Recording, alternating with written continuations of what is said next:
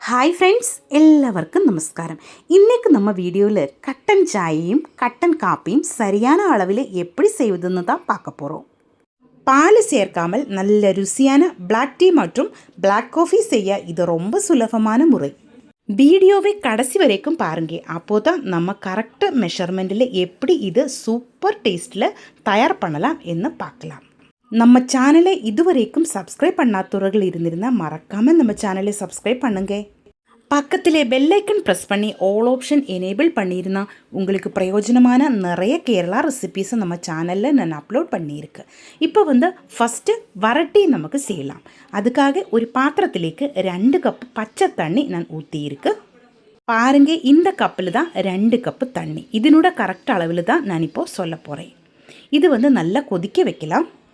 இப்போ தண்ணி நல்லா கொதிச்சு வந்துருச்சு. இந்த டைமில் இதிலேக்கு தேவையான சர்க்கரை நமக்கு சேர்க்கலாம். இனிப்புக்காக 1 டேபிள் ஸ்பூன் சர்க்கரை தான் கரெக்ட் அளவாக இருக்கும். ஆனால் உங்களுக்கு பிடிச்ச அளவில் நீங்கள் இனிப்பு சேர்த்திக்கோங்க, சர்க்கரை சேர்த்திக்கோங்க. இப்போ 1 டேபிள் ஸ்பூன் சர்க்கரை நான் சேர்த்தியிருக்கு. இன்னும் நல்லா கொதிச்சு வரட்டும். இந்த டைமில் 1/2 டீஸ்பூன் டீ தூள் நமக்கு இதிலேக்கு சேர்க்கலாம். டீ தூள் அதிகமாகி போகக்கூடாது, நல்ல கசப்பு வரும். அதனால் இது கரெக்ட் அளவாக இருக்கும்.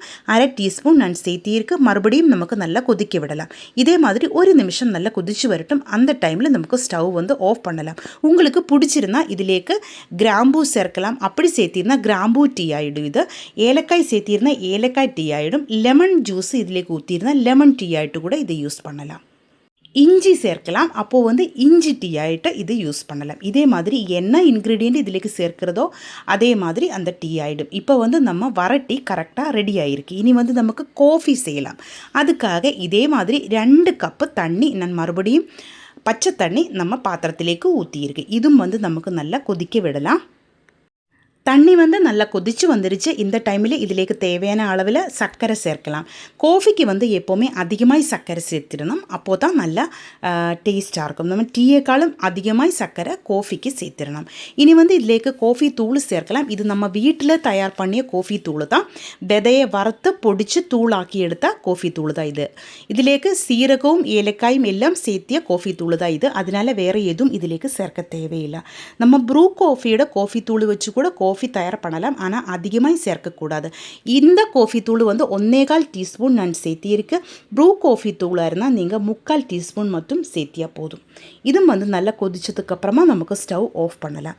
இப்போ நம்ம வர டீயும் வர காஃபியும் கரெக்டாக ரெடி ஆயிடுச்சு. இனி நமக்கு கப்பிலேக்கு சர்வ் பண்ணுறதுக்காக ஊற்றலாம். நம்ம சூப்பர் டேஸ்டான வர காஃபியும் வர டீயும் ரெடி ஆயிருக்கு. நம்ம வீட்டில் பால் இல்லாத டைமில் கூட இதே மாதிரி வர டீயோ வர காஃபியோ செஞ்சு குடிச்சிருந்தா நல்லாயிருக்கும். வர காஃபி தூள் இல்லைன்னா நமக்கு இன்ஸ்டண்ட்டாக கிடைக்கிற காஃபி தூள் வச்சு இதே மாதிரி வர காஃபி தயார் பண்ணி எடுக்கலாம். ஆனால் இன்ஸ்டன்ட் காஃபி பவுட்ரு அதிகமாகி போகக்கூடாது. நம்ம இதே அளவில் இருந்தால் ஒரு 3/4 டீஸ்பூன் மட்டும் போட்டிருந்தால் போதும். கண்டிப்பாக நீங்கள் ட்ரை பண்ணி பாருங்கள். இந்த வீடியோ உங்களுக்கு பிடிச்சிருந்தால் சேனல் சப்ஸ்கிரைப் பண்ணுங்கள், லைக் பண்ணுங்கள். கேரளா ரெசிபிஸ் பிடிக்கிற உங்கள் ஃப்ரெண்ட்ஸுக்கெல்லாம் நீங்கள் இந்த வீடியோ ஷேர் பண்ணி கொடுங்க. ஹைப் ஆப்ஷன் ப்ரெஸ் பண்ணி எனக்கு கொஞ்சம் சப்போர்ட் பண்ணி கொடுங்க. இதுவரைக்கும் நீங்கள் கொடுத்த எல்லா சப்போர்ட்டுக்கும் ரொம்ப நன்றிங்க. உங்களுடைய ஃபீட்பேக் கண்டிப்பாக நீங்கள் கமெண்ட்டில் எழுதி போடுங்க. தேங்க்யூ.